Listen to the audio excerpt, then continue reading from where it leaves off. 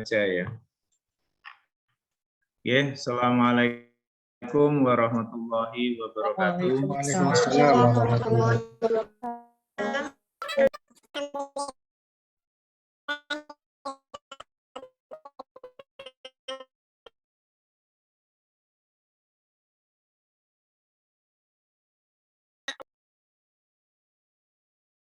Teman-teman yang lainnya, ada Bu Guru di sini ya, Bu Tati dari Bali tadi juga muncul ya. Kemudian ada rekan-rekan mahasiswa S2, ini Mas Eko. Selamat bergabung Mas Eko ya. Siap Bapak. Oke, dan juga ada mahasiswa-mahasiswa kami dari Prodi S1 maupun dari Prodi S2 di UT dan lain sebagainya. Jadi oke, banyak sekali pada saat hari ini. Kita senang karena bisa berjumpa ya, terutama terkait dengan bedah buku. Jadi alhamdulillah saya dalam 4 bulan terakhir itu banyak merenung ya, karena memang harus stay at home ya, artinya harus banyak berada di rumah. Kemudian justru itu yang menginspirasi kami untuk menulis, terutama yang saya tulis ini adalah terkait dengan pengalaman hidup sehari-hari, dan juga karena background kami adalah sosiologi, sehingga kami kaitkan dengan kajian-kajian sosiologi agama, kami kaitkan dengan fenomena kehidupan sehari-hari, dan juga pengamatan atas realitas sosial yang terjadi di dalam masyarakat. Jadi dari hasil kami menulis selama 4 bulan itu, kemudian kami beri judul Mengulik Kehidupan, Kajian Sosiologi dan Kearifan Lokal. Jadi tentunya karena ini masih edisi yang pertama atau terbitan pertama, jadi nanti kami masih butuh masukan-masukan, terutama dari Mbak Anis dan juga Abah Dovi selaku pembedah pada siang hari ini, sehingga nanti kira-kira buku kami itu lebih ditajamkan lagi pada aspek yang mana, atau kajian-kajian teori-teori sosial atau teori sosiologi, sehingga kami nanti di edisi-edisi berikutnya bisa lebih mendalami isi dari buku ini, atau mungkin buku ini perlu dibuat per bab, sehingga masing-masing bab perlu dieksplorasi lagi kajiannya lebih dalam dari sisi fakta maupun dari sisi perspektif teorinya. Baik, Bapak Ibu dan adik-adik mahasiswa sekalian, izinkan saya share screen dulu sebentar ya. Saya ingin menyampaikan isi dari buku saya ini. Jadi buku saya ini memang saya beri judul yaitu Mengulik Kehidupan. Jadi memang kajiannya dekat-dekat dengan kehidupan saya, terutama pengalaman-pengalaman pribadi saya. Yang kedua adalah pengalaman saya berinteraksi dengan orang lain, terutama dengan keluarga saya, kemudian dengan lingkungan sekitar saya, dengan masyarakat yang berinteraksi dengan saya. Kemudian dari situ dalam buku ini kami bagi menjadi 5 bab ya. Jadi yang pertama seperti dibahas oleh Mbak Anis dan Pak Dovi ya, kami tulis ternyata kami punya 60 artikel di sini. Jadi ada 60 judul yang sudah berhasil saya himpun, dan alhamdulillah ini saya juga sedang menulis terus selama berada di rumah, yaitu sekarang sudah ada 25 judul yang sudah saya tulis. Jadi insya Allah nanti kalau 60 berarti masih kurang 35, jadi 35 tulisan lagi nanti akan saya terbitkan lagi. Oke, setelah saya pilah dari 60 tulisan ini juga berkat bantuan dari Bapak Dr. Pujo Suharto selaku mentor saya ya, yang memberikan kata pengantar dan sekaligus mengedit ya, sebagai editor dari tulisan saya ini, dan sekaligus Bapak Pujo yang memberikan klasifikasi sehingga dibagi menjadi 5 bab ya. Jadi yang pertama adalah membumikan keberagamaan. Jadi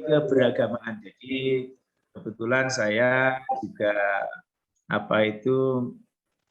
aktif dalam bidang kajian-kajian keagamaan dan juga kebetulan juga memiliki pondok pesantren ya edukasi mandiri yang isinya adalah semuanya mahasiswa baik laki-laki maupun perempuan, dan di sini juga Abah Dovi juga membantu dalam pengembangan pondok pesantren ini, sehingga kami memang sehari-hari berinteraksi dengan mahasantri dan juga kegiatan-kegiatan keagamaan.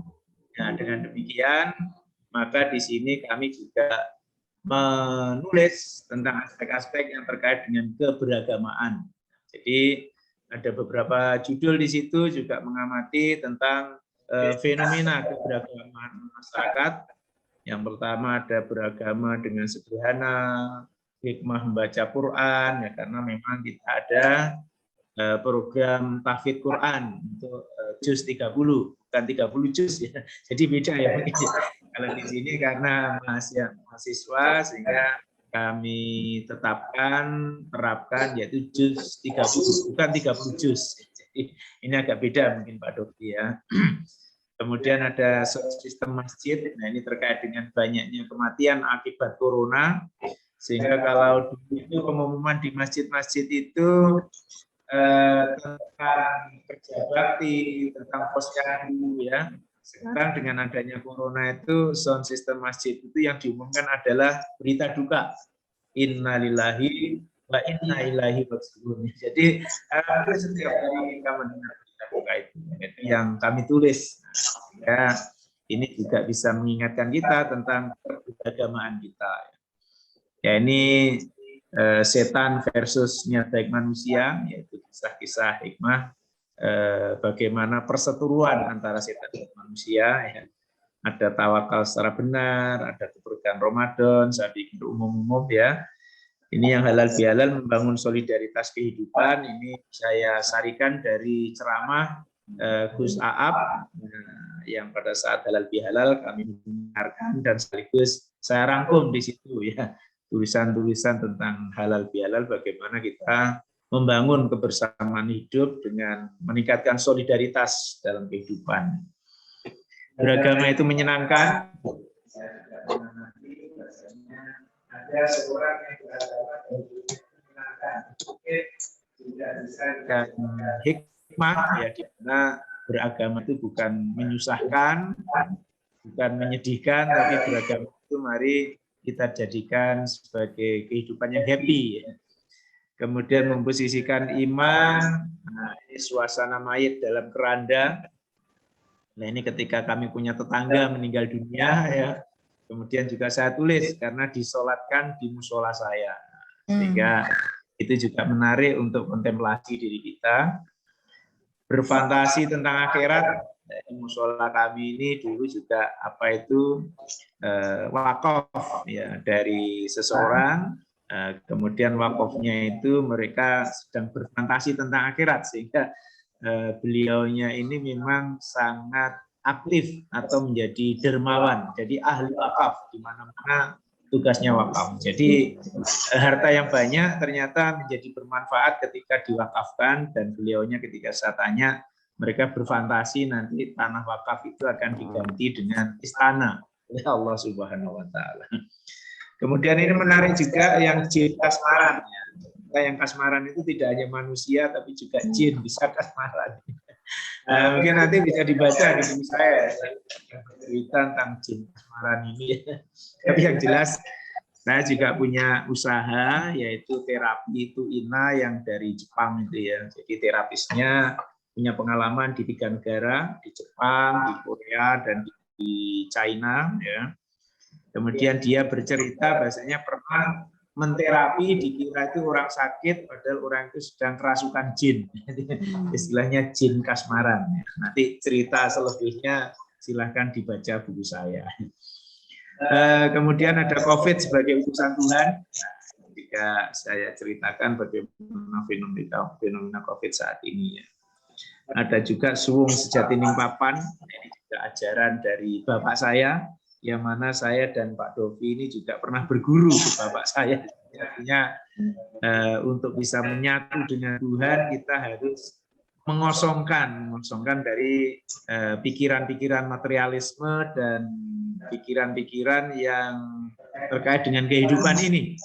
Problem-problem sosial harus dihilangkan supaya kita bisa menyatu dengan Tuhan. Ini ada lagi lorong kampung akhirat. Nah, ini juga menarik karena banyak kematian, termasuk teman-teman saya juga banyak yang meninggal ini. Sehingga ketika di alam kubur, kemudian ternyata saya bermimpi dengan teman saya ini. Ya, ketika mimpi itu saya bertanya karena saya ingin membuktikan akhirat itu benar apa enggak. Nah, ternyata hanya dibalas dengan senyum dan tertawa. Jadi, tersenyum dan tertawa itu saya maknai bahasanya ya, ini sama dengan turisme kata Mbak Anis nanti. Jadi kebenaran itu jangan dipertanyakan lagi.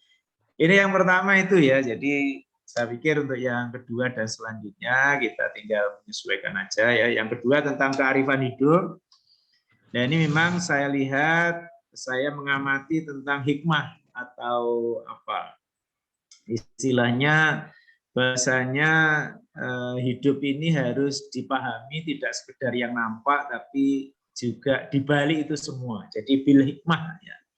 Jadi banyak saya menjumpai orang-orang ternyata juga memahami kehidupan itu dari sisi hikmah. Jadi tidak semuanya materialisme, tidak semuanya kapitalisme, tapi banyak orang-orang yang juga ternyata memiliki filosofi hidup yang berbeda ya. Jadi seperti memahami penyakit, ini bisa juga dipahami sebagai hilangnya dosa, ya. Kemudian datangnya kemudahan di waktu-waktu yang akan datang. Jadi dipahami dari sisi kearifan.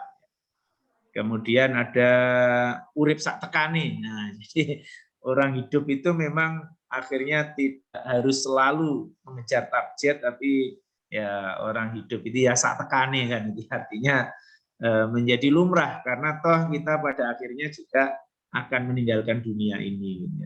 Bisa menghargai perbedaan, ini kisah keluarga kami ya, memaklumi kesalahan ya. Jadi dalam istilah sosiologi ini memaklumi kesalahan itu maksudnya adalah memaklumi kesalahan diri sendiri. Nah, itu yang tidak boleh gitu. Jadi ini cerita tentang saya dan mengamati mahasiswa atau mahasantri. Nah, ternyata anak-anak sekarang itu cenderung untuk memaklumi kesalahan. Jadi kalau main badminton, main tenis, main futsal itu ya kalah menang itu dianggap apa ya? Tidak mau belajar dari kesalahan gitu loh. Kalau kalah itu kesalahan di mana, kemudian saya nanti akan supaya menang itu cara saya seperti apa. Nah, jadi kurang kompetitif anak sekarang. Terlalu memaklumi kesalahan. Maksudnya bukan kesalahan orang lain, tapi kesalahan sendiri. Jadi dia harus diubah. Jangan sampai kita memaklumi kesalahan sendiri sebelum memang setelah berjuang secara optimal. Ini juga ada mengubur masa depan. Biasanya kan mengubur itu masa lalu ya. Nah, ini saya buat judul mengubur masa depan. Karena apa? Nah, karena ini ada cerita, ada seorang anak sudah mahasiswa, saya ketemu di musola saya sedang bermain ke situ ya. Ternyata dia sebenarnya inginnya kuliah di luar negeri dan sudah diterima, tapi orang tuanya tidak mengizinkan. Nah, kemudian dia harus mengubur masa depannya sehingga cukup kuliah di Jember saja. Nah, ini mengubur masa depannya. Kemudian biarlah waktu yang menjawab. Ya, ini persoalan itu terkadang tidak harus semuanya bisa kita pecahkan, tapi kita serahkan saja pada Tuhan Allah yang Maha Kuasa. Memilih hidup bersahaja. Jadi saya ceritakan ini teman saya juga yang sudah kaya raya, ya, tapi tetap hidup di gang sempit. Nah, di Surabaya tepatnya ini Mbak Anis ya. Jadi ada yang pendapatannya sudah miliaran tapi hidup di rumah yang hanya 5 kali 12 meter ya. Di tipe rumahnya hanya ukuran 60. Pokoknya tidak lazim ini orangnya. Tapi ternyata di balik itu semua dia suka beramal, di lingkungannya itu juga pokoknya setiap bulan itu membagi 200 paket sembako dan sebagainya. Jadi dia memang tetap memilih hidup bersahaja dengan lingkungannya, yang harapannya ternyata sederhana, kalau meninggal disolatkan oleh banyak orang. Nah, ini cita-cita yang luar biasa. Jadi kaya tapi memahami kekayaan itu tidak untuk dikoleksi ya, tapi kekayaan itu di-share, dibagi. Meruntuhkan teori kelangkaan, nah ini ceritanya panjang juga ini ya. Ada geger pocong, ini terkait juga dengan beberapa waktu yang lalu PPKM yang ada program lampu mati ya, program mematikan lampu, kemudian di sebuah kampung geger pocong ya. Karena ternyata pocong itu juga ciptaan Pak Polisi ya, supaya orang tidak keluar rumah. Melawan gaya hidup hedon, ini menceritakan kehidupan santri-santri saya ya, kemudian menguji kejujuran dan sebagainya. Oke, yang bab 3 itu tentang kehidupan masa depan. Saya pikir ini juga masa depan perlu kita kaji, sehingga meskipun kita mengkaji hikmah dari kehidupan, tapi ditulis ya. Karena itu saya tulis tentang Hari Pendidikan Nasional, silaturahmi virtual yang terkait dengan hari raya kemarin itu ya, kita semuanya tidak bisa pulang ya. Memaknai rezeki tidak hanya kekayaan, tapi rezeki itu juga kesehatan, ya, keimanan itu juga rezeki. Ya. Menggagas waktu produktif, resep bahagia, resonansi, ya, sindrom digital. Nah ini juga di masa depan banyak, terutama generasi muda itu mengalami sindrom digital. Bangun tidur yang dicari bukan langsung ke toilet, ya, belakang, tapi yang dicari HP duluan. Jadi ya ini kan juga menjadi sindrom ya. Jadi ini penyakit sebenarnya, kelainan ya. Kemudian mengalahkan alam ya, tentang kehidupan akan datang. Jadi kita harus betul-betul struggle ya, artinya punya spirit untuk sukses di masa yang akan datang. Kemudian memahami pengalaman hidup. Nah ini pengalaman hidup yang pernah saya alami. Nah ini terutama menjadi anak gembala ketika saya kecil, juga angon tebu gaweane Mas Eko ya. Jadi di Banyuwangi, Mas Eko bukan dari Banyuwangi juga. Wasiat bapakku ya, bapakku mewasiatkan ya, ada banyak wasiat yang disampaikan kepada saya, bahasanya di dalam memahami kehidupan itu yang penting, yang paling saya ingat adalah ketika bapak saya itu pertama-tama berkunjung ke Jember. Saya berada di perumahan tipe 21, bapak saya cuma bilang, ini omah apa gubuk? Lek omah kok tinggi ini menungso, lek gubuk kok kaya omah. Itu jadi ini wasiat bapakku, jadilah ke depan itu orang itu jangan ojo gumunan, ojo pinginan, ojo kagetan katanya gitu. Jadi tapi juga jangan tidak punya apa-apa. Jadi jangan kemudian supaya kita tidak gumun harus memiliki. Nah, supaya kita tidak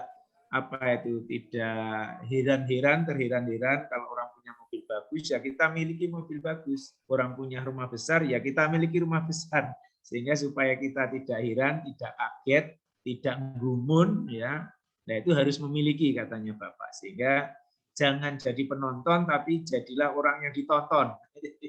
Ini wasiat bapakku, meskipun orang kampung, tapi wasiatnya cukup menukik, dan itu pada waktu itu menyakitkan, gitu. Sehingga saya menjadi berusaha berjuang untuk hidup secara wajar, gitu ya. Memahami musibah, memahami suasana kebatinan istri. Nah, ini yang belum saya pahami. Istri itu ternyata baru saya pahami ketika Corona kemarin, Mbak Anis ya. Jadi saya memang tidak pernah membantu urusan domestik gitu. Tapi ketika Corona kemarin karena banyak di rumah ya sambil olahraga saya menyapu teras ya, saya merawat taman, mematikan lampu. Nah, ternyata istri senang ya dengan peran-peran domestik saya itu. Ini saya banyak belajar ini ke Mbak Anis. Jadi itu tentang pengalaman-pengalaman ya, gagal itu indah ya, macam-macam nanti ceritanya, termasuk meskipun saya sudah doktor dulu waktu S1 itu pernah ada nilai D di transkrip saya yang terkenang bagi saya, dan ini dosen ini ternyata itu menilai D itu setelah saya konfirmasi itu maknanya doktor duluan. Ternyata dosen itu kemudian jadi kolega saya dan saya sekolah S3 duluan, baru dosen saya itu sekolah S3. Ini menarik, nilai D itu cukup membekas. Ada permainan, ada sepeda jengki, ya itu dulu ketika saya sekolah juga pakai sepeda jengki. Dan motivasi saya sekolah itu ternyata bukan ingin pintar, ya, tapi ingin mendapatkan sepeda jengki untuk bisa diterima di SMA negeri. Dulu orang tua itu berjanji, kalau kamu bisa masuk SMA negeri, baru saya belikan sepeda jengki. Sehingga saya belajar itu bukan karena ingin pintar, ingin masuk di sekolah SMP itu, tapi semata-mata karena ingin sepeda jengkinya tadi. Ini juga dari sisi motivasi bagus ya, tapi dari sisi sosiologi nanti Pak Dovi yang bisa mengurai nanti. Misteri ulang tahun ya karena saya ini di desa sehingga ulang tahun saya itu ternyata tidak tepat sesuai dengan kelahiran saya. Sampai sekarang belum ketemu ya. Nanti tolong kalau ada mahasiswa dari sejarah ya atau Pak Polisi, Pak Intel ini ya bisa menemukan ulang tahun saya itu sebenarnya kapan ini, tidak ketemu sampai sekarang. Nggak ada dokumen-dokumen tertulis. Apalagi apa itu akte kelahiran, ya, nggak punya saya. Nggak tahu saya SD dulu tahun berapa dan juga tahun berapa nggak paham. Cuman kodenya lahir saya itu Selasa Legi gitu. Jadi Selasa Legi itu bulan apa nggak tahu. Ya, ini perlu dikonfirmasi ke tetangga-tetangga, mungkin ke kakak-kakak saya dan sebagainya. Ini Cak Vivin sahabatku, ya ini yang sahabat baik saya ternyata juga meninggal akibat corona gitu ya. Kemudian spirit kapitalisme ala Simbok, nah, Mbok juga mengajarkan saya, meskipun buta huruf, tapi tidak pernah keliru dalam menghitung duit, gitu. Luar biasa ini ya. Kemudian salah berdoa, nah ini nanti Pak Dovi bisa mengkaji dari sisi hikmahnya, karena berdoa tentang kejelekan itu ternyata juga tidak diperdulikan. Ya. Saya berdoa pada satu sisi, tapi pada sisi yang lain saya dapat musibah. Ini namanya salah berdoa. Kemudian memahami fenomena sosial, ini yang terakhir ya, ini fenomena sosial, saya pikir ini umum ya, sehingga tidak perlu saya kaji satu persatu. Jadi ini umum, momen-momen aja lah. Jadi tentang korupsi, ya pandangan Islam tentang korupsi. Kemarin banyak artis-artis religi yang menangis di media, itu ternyata pencitraan gitu ya. Kemudian Hari Kartini saya kemarin juga menulis, ketika kesaktian Pancasila juga saya juga menulis ya. Jadi saya itu Pancasila garis lurus Mas Iko ya, bukan yang lain-lain. Kemudian kekuatan tindakan kolektif, ini ya, ada santri slang. Nah ini saya punya santri ya nge-slang gitu ya, tapi dia suaranya bagus gitu ya. Dan pintar bahasa Inggris, sehingga kemarin mau go internasional ini, ingin kerja di luar negeri. Belajar dari Jepang, tadi ada terapi Toina tadi ya, saya banyak belajar bagaimana budaya orang Jepang ya. Bandit sosial juga ini fenomena sosial ini. Jadi ini bandit sosial itu orang bandit tapi tujuannya merampok itu bukan untuk diri sendiri tapi untuk lingkungannya dan bahkan pondok pesantren. Unik juga ini ya. Nah, itu ya, jadi banyak termasuk ini tragedi pernikahan. Nah, jadi ya ini Pak Dovi bisa menceritakan juga ini bagaimana pernikahan yang aman. Tapi pernikahan ini pernikahan yang pertama, bukan kedua, Mbak. Ada tragedi juga ya di orang sekitar saya juga. Nanti kalau ingin cerita tak ceritakan. Tapi bisa dibaca di buku saya, ya. Setiap pemimpin ada periodenya. Ketika saya dulu jadi wakil dekan 3, kemudian setelah 4 tahun berakhir, dan sekarang juga jadi kaprodi S2. Dia ada periodenya masing-masing. Jadi setiap pemimpin ada periodenya dan setiap periode itu ada pemimpinnya. Itu wajar kan ya. Ini melawan ilmu hitam. Nah, ternyata kajian saya dulu disertasi tentang santet, ternyata ini diuji juga, yaitu saya harus melawan ilmu hitam.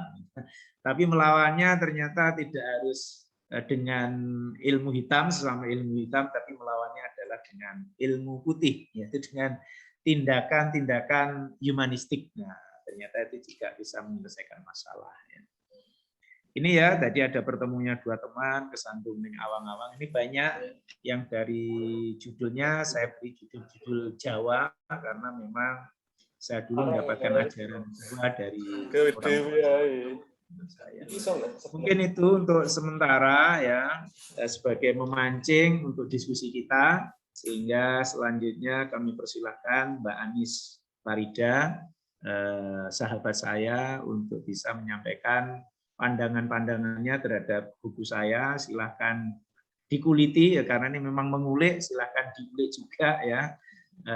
Kemudian saya akan menerima dengan lapang dada apapun yang disampaikan oleh Mbak Anis ya, terutama yang terkait dengan isi dari buku saya itu, dan juga kira-kira untuk ke depan itu apa yang harus saya lakukan. Monggo Mbak Anis, kami persilahkan, langsung saya pandu ini ya.